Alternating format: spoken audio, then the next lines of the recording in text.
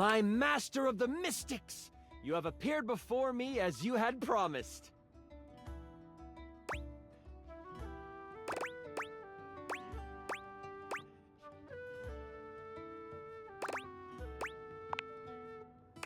I'm so glad you're here.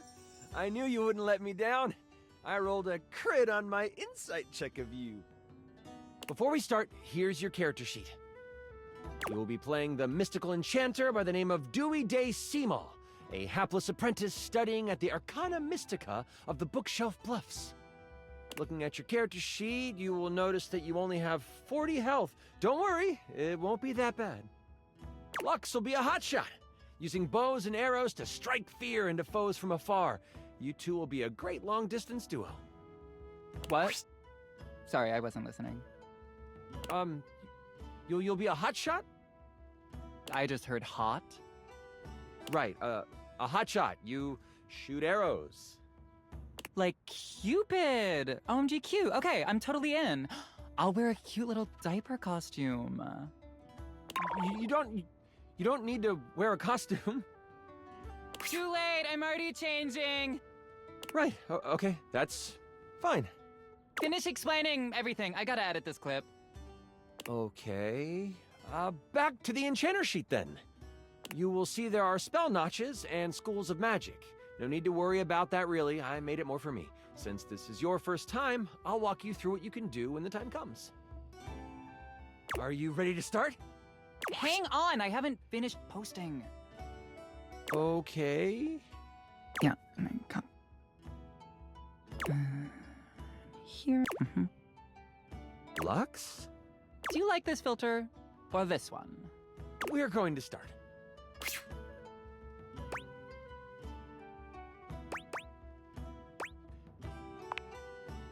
It's gonna be great.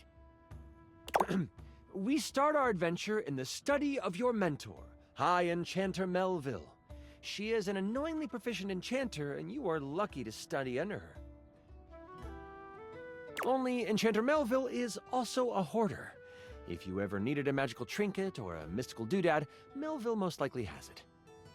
And after 2 years in their care, you are still relegated to dusting these relics while Melville gives lectures to the spine of enchanters. Except for me, I'm famous. Sure. OMG, I love this game already. Continue.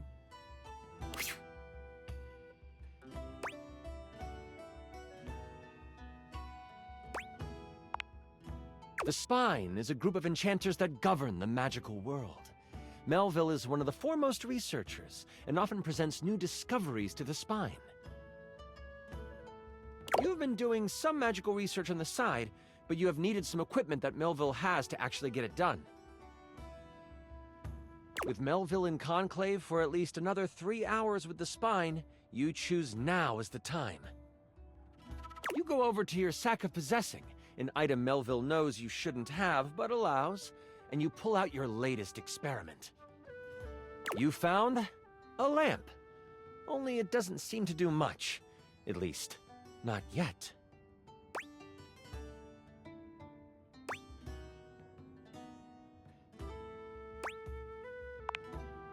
You sure hope it is. Obviously, I found the lamp because light and lamps and glowing. But yeah, I'll let you have it, so you're welcome. Anyway, you've tried rubbing it, but nothing works. But surely, there is something here that will awaken whatever is inside. Looking around this cluttered study, your eyes fall on a few things that might help you. There's an arcane amplifier that you've seen used a few times. There is the Cosmos Collector that can call on the stars to make things work. And there is the Mystic Manipulator, used to alter the very fabric of an item's makeup. Which do you use?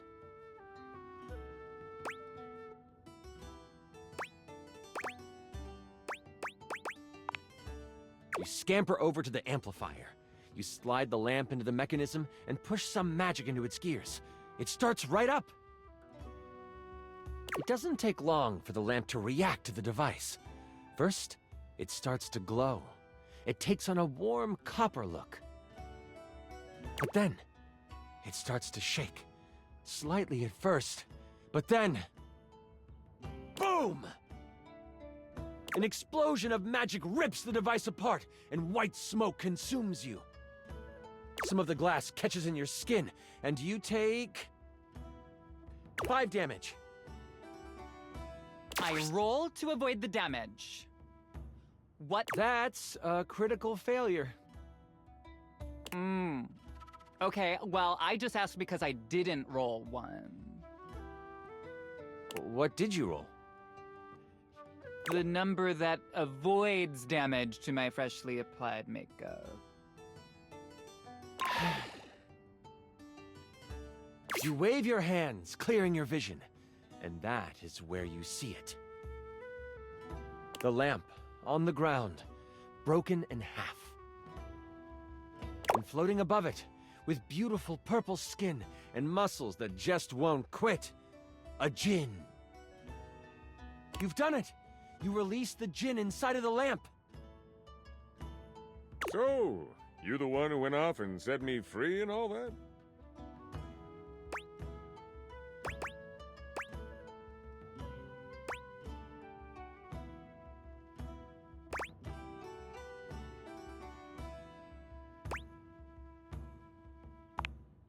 The djinn looks at you and cocks out a hip. This one has attitude. Ah, so we're going with rude instead of grateful then, huh? Got it. They then look down at the broken lamp. And the one who has the lamp gets the wishes. Except there is no lamp, is there?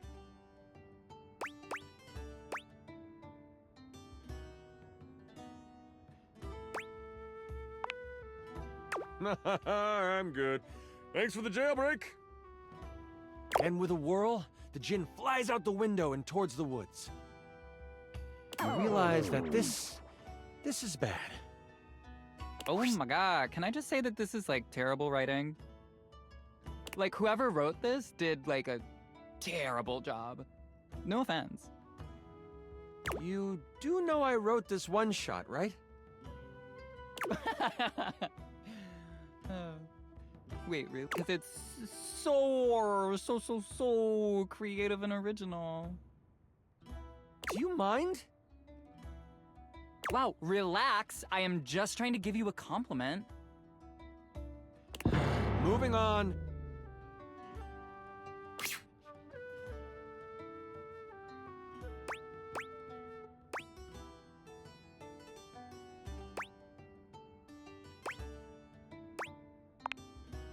Djinns have been trapped in lamps to stop them from being mischievous and using their powers for evil. You have unleashed a great force into the bookshelf bluffs. All of the most powerful enchanters are in conclave for the rest of the day.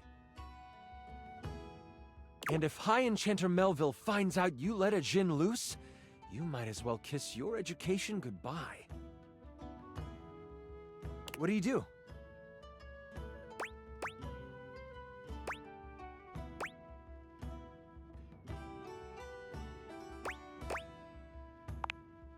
You rush to your dorm to prepare to catch a djinn. I run too, but like so fast, and with so much prancing. I'm basically like frolicking in the woods, but sexually. In your dorm, your sack of possessing over your shoulder, you start to think about what you might need. But you don't have a ton of time. Your battle wand, of course. You also grab your Tome of Terrible Creatures. Flipping through it, you make sure you find the chapter on djinns. One paragraph stands out to you. It's about metal and the way djinn react to it. It's something to come back to. Oh, don't forget your ringing rock. Someone might call you. You know you can't hesitate for too much longer, so you decide to grab one more thing. Do you want the large red mystery potion? Or there is a box with runes sketched into it. It looks like your roommate's. But it also looks powerful. Maybe this will help? Which do you take? You grab the box and shove it inside your sack of possessing. You have no time to figure out what it is right now. You quickly head out of the door and toward the woods. You get to the edge of the woods and it isn't hard to figure out where the djinn went. A path of trees has been bowled over. The funny thing is, the path seems to be heading toward a very specific location. It is headed for the hut of the groundskeeper, Moise. Moise is a bumbling old fool, but has a good heart. If anything happened to them...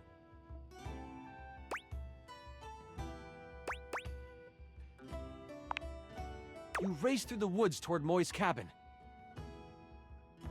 Right on the edge of where Moi's cabin would be, you see Moise. They are tied to a tree, but they aren't resisting. A tiny gnome, Moise has always been kind to you. They snuck you herbs you needed for your experiments and may have helped you destroy evidence of a failed enchantment before. I set up a drop shipping store for the gnome, leveraging my brand. And because of my incredible popularity, I offer him a 98.2% distribution split. Anyways... I call it Zodiac Herbs for Astrological Abundance. And we make a ton of money.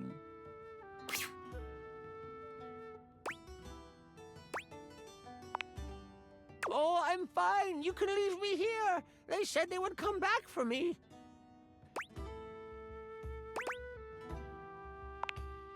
The tools are following the instruction of the djinn that came through here.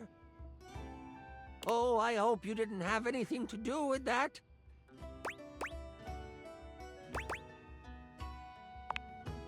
Hang on, wait, nobody would ever actually do that. That is, like, totally unbelievable. Oh, well, that isn't good. Don't worry, I won't tell anyone.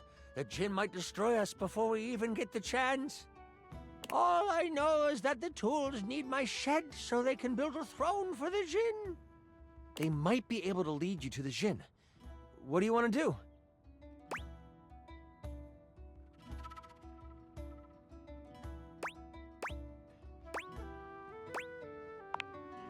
You decide to stealth your way out of this one. As the tools begin to head off down a path, wood and various building materials in hand, you follow them from a distance. Every now and then, you have to stop because the trowel looks like it's looking for you. But you keep going, following them for a few minutes. Eventually, they stop. All right, time for our break. We've been working for an hour, so we're taking 10. The tools all put down what they are carrying and they begin to talk. You listen closely. So, Rick, you doing all right? This work has out of your general wheelhouse. Oh, thanks for asking, Spade. I'm hanging in there. Travel can really push a person, though. Oh, I know. Try being their cousin. Crazy thing is, I should have stayed in the glade with the djinn. Did you see all those leaves? They were everywhere. And I'm the perfect tool for the job. But no, lift this board, Rick. Put it there, Rick. The spade puts its tiny hand on the rake's arm. When we get to the glade, you want me to say something? Nah, thanks, though. The djinn seems like a fair guy. I'll talk to him, see what he can do. The trowel walks over to the rake and the spade. We're gonna head back to the shed after our break. Gotta pull some nails for a hammer. You've heard all you need to, and you head toward the glade. That's it? We find out where to go by listening? Don't be surprised if you lose subs over this writing. What subs? What are you even talking about? As you make your way toward the glade, your magical senses start to tingle. You see a few pebbles floating in midair. They float up and down, glowing a soft blue.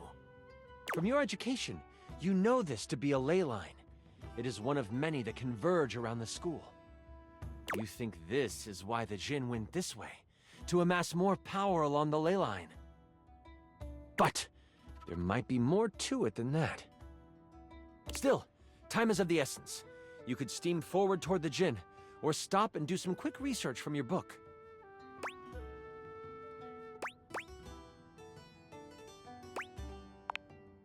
Books are like sexy boob covers. I use them when I want to look like a librarian. You take a moment to sit down and crack open the book you brought with you. Flipping to the back of the book to find a ley line in the index, you quickly find your page. It says that while they were great sources of power, they can also be a great source of healing. You find a ritual of rejuvenation and you partake. You have gained an additional 15 health. What do I get? Can I have some additional likes?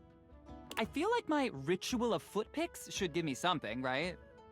Nothing else in the book really helps you, but at least you feel more prepared for what is to come. With your sack on your shoulder and your wand at the ready, you venture toward the glade. You travel for another 10 to 15 minutes. It is then you see it.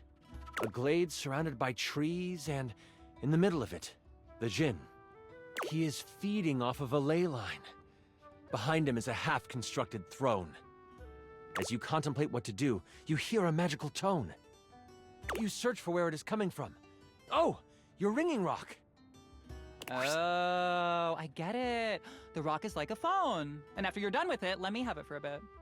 Then we'll be able to get some real powers. You quickly search your sack for the ringing rock and answer it in hushed tones.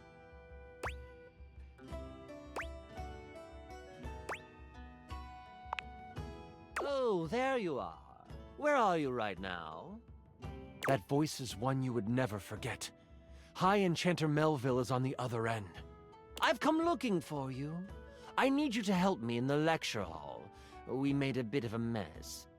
You weren't in the study, so I figured you are done with your chores. Why does it sound like you are outside? Is that a ley line I hear?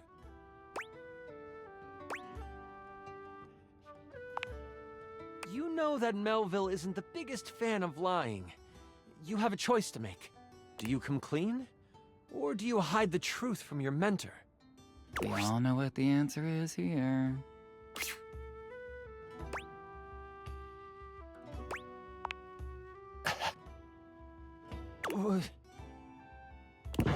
What? I just want to go on the record saying that I had nothing to do with this. The ringing rock gets so hot you can barely hold it.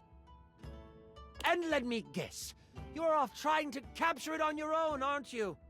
You hear her signature mumbles along with some choice words rolled in there. All right. Listen closely. You need to bind this stupid thing. If you do exactly as I say, you should be fine. Mess it up, and you will be blown to bits. Got it? You listen closely, taking every action to memory, and even repeating it back to Melville. First, circle the area with soil from where you stand. Then, begin an ice spell, only touch it to the ground. Lastly, recite the haiku of holding. You should know it from class. I'm on my way to you, but you must do this first. Hold tight. I'll be there soon. And don't expect to get off easy. The ringing rock disconnects. She hung up on you. None of that matters now. You have to complete exactly what she says. You start to follow the steps set out by Melville. The first thing you do is... I saw this trending. It's a circle of salt or something?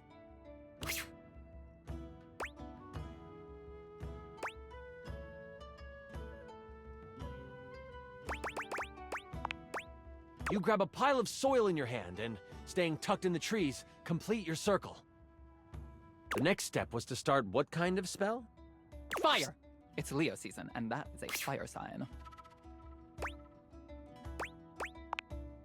The bitter cold pulses through your finger.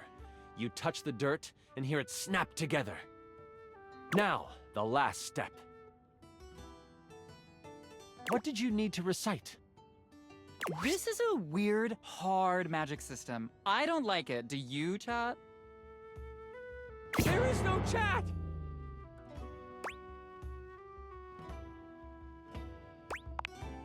It comes to you quickly. It's short and sweet. You hear the spell complete, and you see a dome of magical energy surround the Jinn.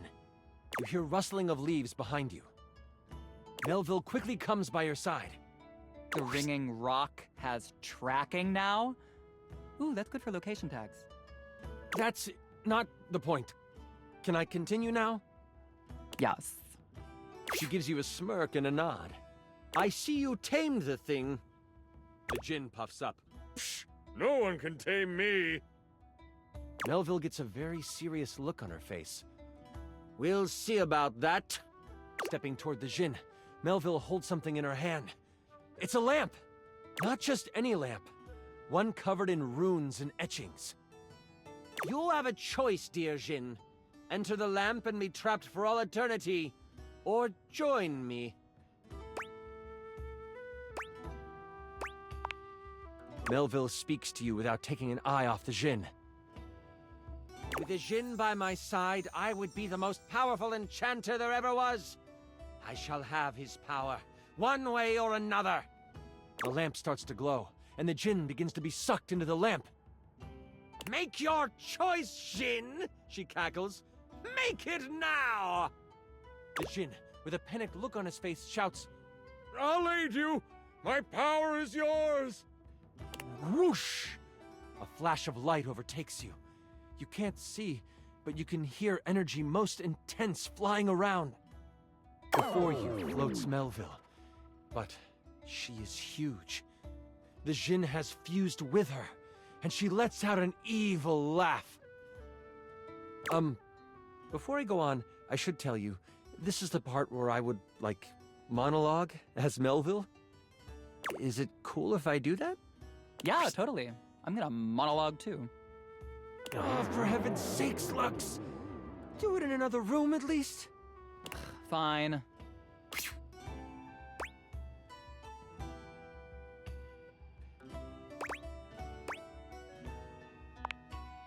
Aw, thanks. Melville lowers down onto the ley line, seeming to sniff the air that radiates with power. I know you can sense it. The power this place holds. These grounds hold a wealth of energy. Energy that could have us enchanters rule the entire world. Mold it into our image.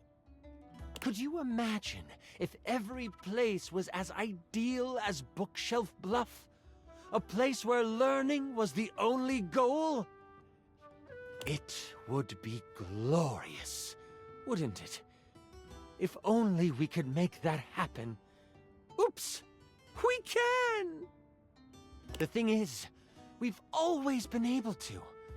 But the idiots of the spine want to make sure we use our magic for good. What good? The world is full of evil all around us. From the shoelace shores to Cantalopia, evil is everywhere. But we can make it ideal. I can now make it ideal. What I will do will not be found in books.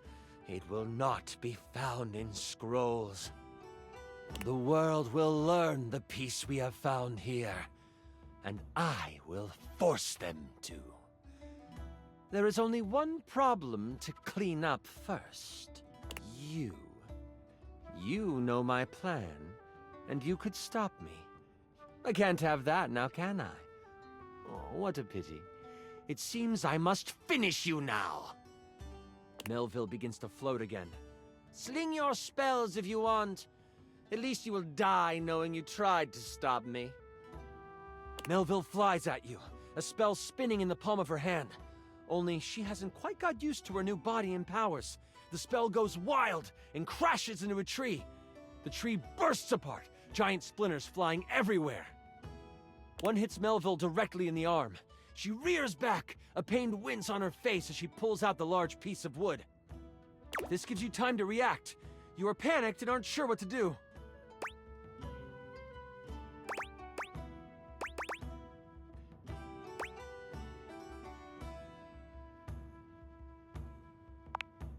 You sprint for the lamp Melville left on the ground.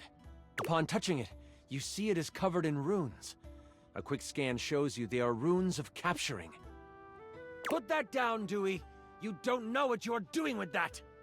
Melville is scared of this thing. What do?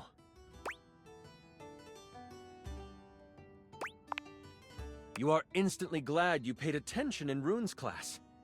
The words come flowing from your mouth like water, and with each word, Melville gets pulled closer and closer to the lamp. Stop!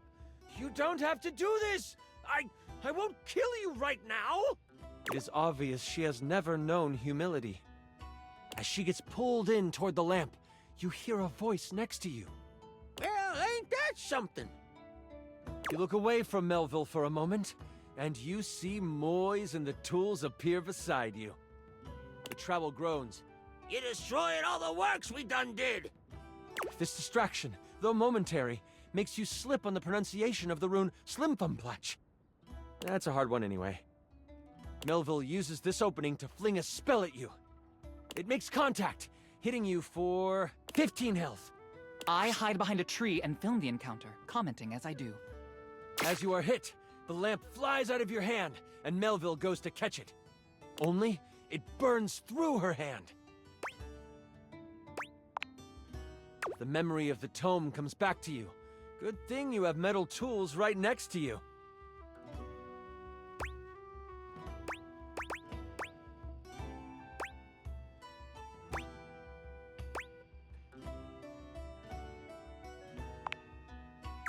I don't know about that. Trowel protests. Moise picks him up and hands him to you. Here you go. He's mouthy, but does good work. You lift the trowel like a magical focus. A grayish silver orb of pure metal collects at the tip of the trowel. This is kinda awesome. Trowel yells. And you unleash it toward Melville. It rips through her, leaving behind a ring of smoke where it made contact. You've never done metal magic before, so you aren't sure how to summon it quickly. This leaves enough room for Melville to counterattack. With a flash of blue energy, she hits you with an arcane lance. She is still reeling from your hit, so it only hits for 5 damage. You stagger back, pushing through the pain. You lift your eyes toward Melville, and you see the other tools rushing her. Lux, are you going to help? Someone has to live to upload the tale. I'll be back here. They get a few swipes in before Melville starts to grab them by the handle and snap them in half. In that moment, as if by magic, Moise appears. Oh, this doesn't look very good. Moise lifts a hand, and vines fly out of the ground to wrap around Melville. It looks like it's holding, until... Kaplow! The vines are thrown off and burst into flames as they hit the ground. Now I have to kill you too! Die, Moise! Melville charges up an energy attack. You have a moment to react before it flies. You have enough spell notches to do your ultimate attack, or maybe a higher level metal spell? Or there might be something else you want to do.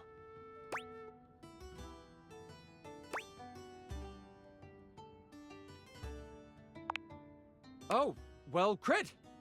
You step in front of Moise before Melville can unleash her attack. I step in front of you and strike a hot, mysterious pose. And then I get somewhere safe and out of the way. One of the tools shouts out, What are you doing, kid?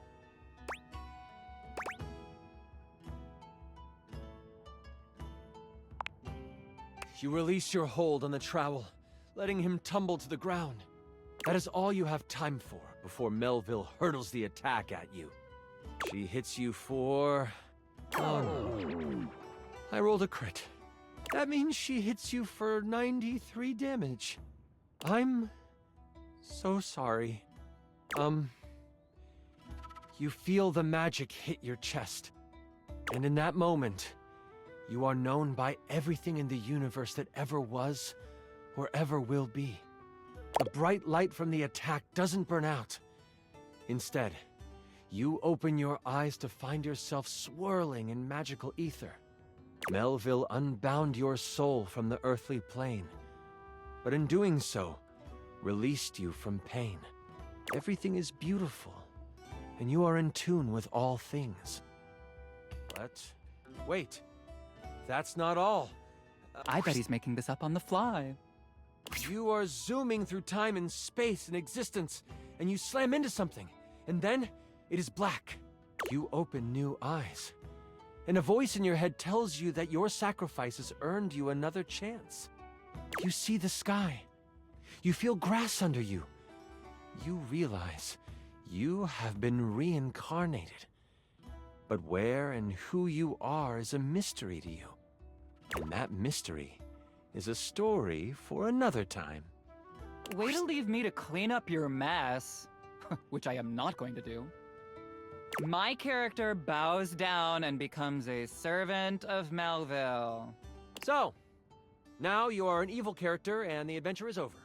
So, But I got like 480 new followers. How many did you get? that was incredible! The way you sacrificed yourself? Holy crit! Oh, that was better than I could have imagined. That was... you perfect. I'm sorry. That's super embarrassing. But like, if that's how you roleplay here, I'm excited to see how you might like some other roleplay. That was such a good session. Listen, I appreciate you so much, and I would love to play with you again. And I'm so damn glad you sat down with me to do this. You're amazing. I need to wind down because that was intense. But please, please, please, come see me again soon. Oh, I'd love to have you play with my dice again. I mean, bye.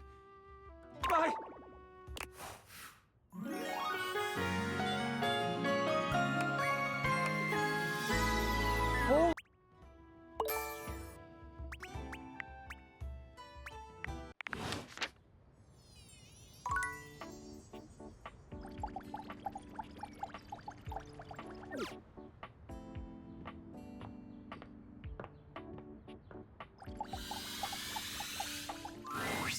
If it isn't my favorite Luxie! Hi! We are definitely friends. Oh, could you give me like 45 minutes? Or like 5 hours? I'm just making a quick video and then doing a podcast appearance and then going on a date with... Ooh, their name escapes me at the moment.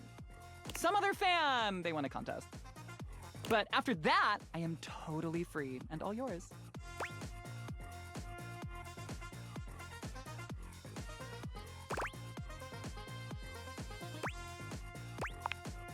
Yeah, awesome.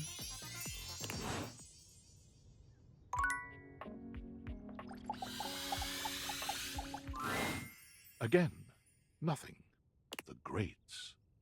The greats are calling.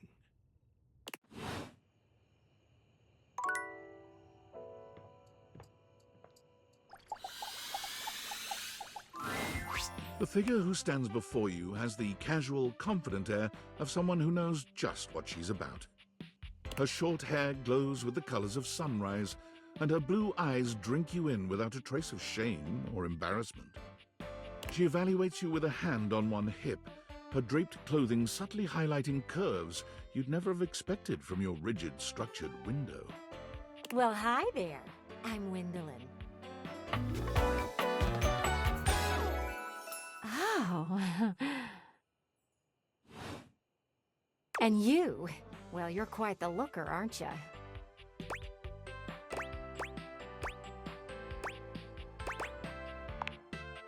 Attractive? No. You're the one looking out at me all the time. Look, I don't mean to be so forward, but I found I'm happiest when I'm transparent about what I want and what I'm looking for. And unlike most everyone here, I've been ogled by humans for centuries. I have had enough attention on me, thank you very much.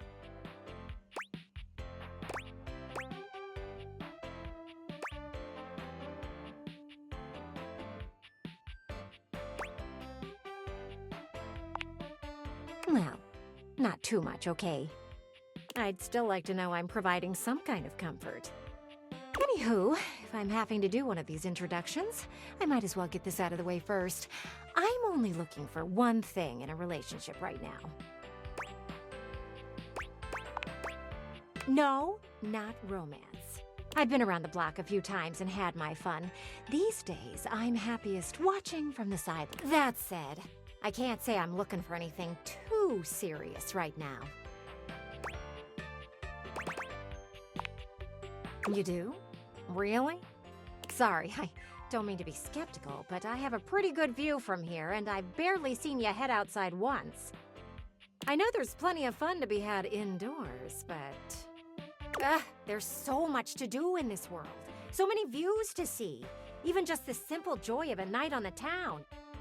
Yet here you are, taking a breather, same as me, but you haven't even had fun yet. I just want to see you live a little, that's all. Stop watching life pass you by. Enjoy yourself. Kiss someone. Kiss many someones. And then maybe, in between your adventures, you can come tell me about all the fun you're having. It's just not for me, okay? Hey, don't look at me like that. A gal's gotta live vicariously somehow. And the view outside here is just dreadfully dull. She turns from you towards that dreadful view and waits for you to leave.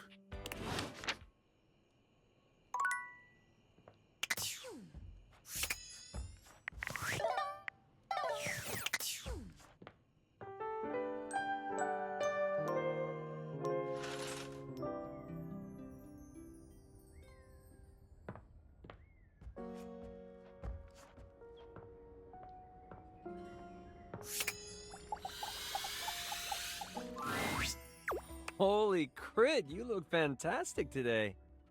I've been thinking about you. Maybe we can get into some fun later? I'd love to play a game with you. Don't worry, I'd never play with your heart.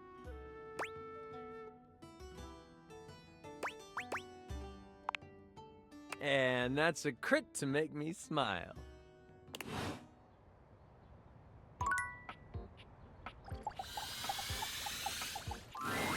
If it isn't my favorite Luxie! Hi! We are definitely friends. Oh, could you give me like 45 minutes? Or like 5 hours? I'm just making a quick video. And then doing a podcast appearance. And then going on a date with... Ooh, their name escapes me at the moment. Some other fan! They won a contest. But after that, I am totally free and all yours. Yeah, awesome.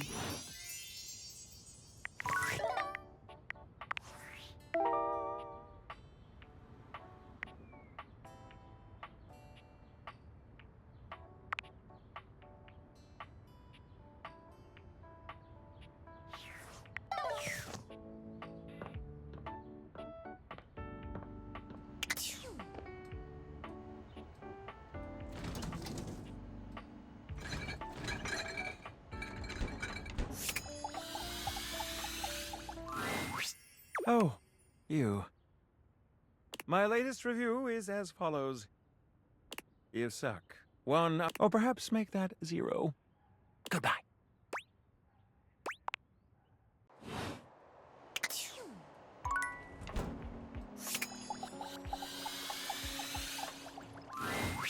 You'd hoped you'd meet your refrigerator, but it seems he's already busy with another guest. Freddy, this is all rather dull. How can you say that when you haven't heard the coolest part? Regale me.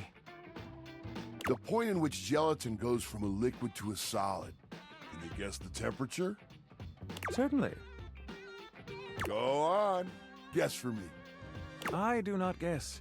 Perhaps the human would like to essay an attempt.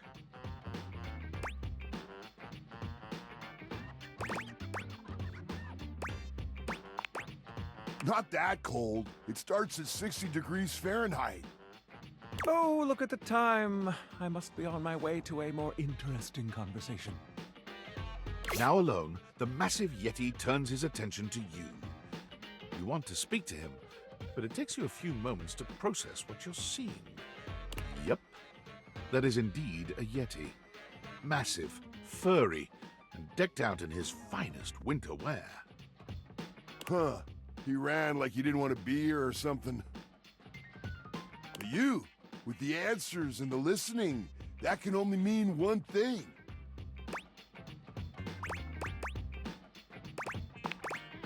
With you standing in the kitchen, I'm no longer the coolest thing in here.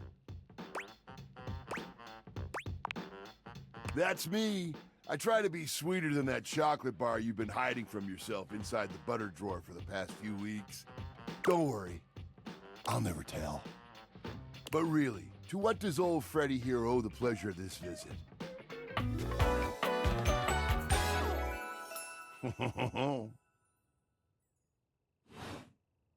Oh, did you make another order to food fetch? What did you get this time? Did you order sushi? Oh, I love it when you get those little rolls that you have the tiny bubbles on top. No, wait. You know what we haven't had in a while? Burritos. But you might want to hold back on the beans because, well, you know why.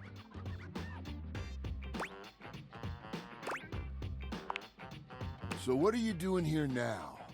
Oh, don't tell me. Let me guess. Are you feeling fancy today? You look fancy, cool kid. I bet you were feeling fancy. I got it. You ordered my favorite. That duck from the one place that I can never pronounce. I love duck.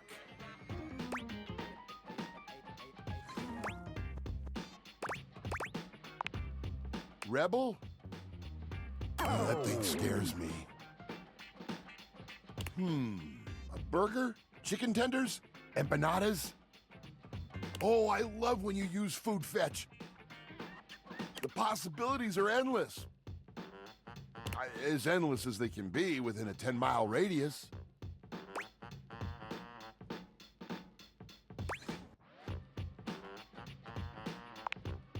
Oh, sure. We sure do. You sound so adult, cool kid. We have food at home. But I guess you do still have stuff left over from the last few food fetch orders. You hungry? What can we get you? We've got those leftovers from that Tie Me to the Moon place, the slice of cake from I Like Big Bunts, or the pizza from Pie on Life. Which will it be?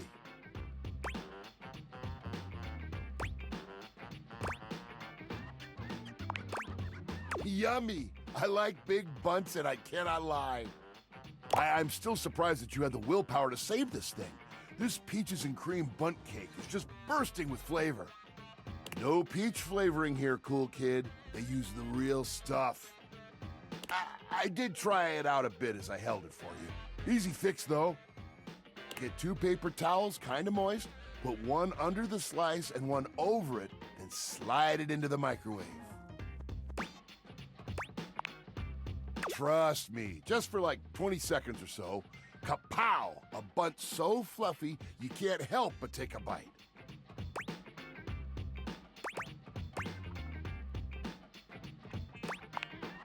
Next time you're feeling peckish, you know where to find me, cool kid. I'll be here waiting.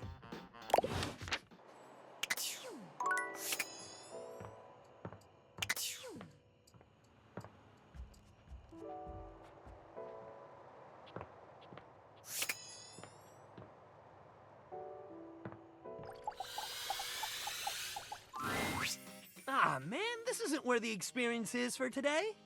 We're meeting at the weight rack. See you tomorrow.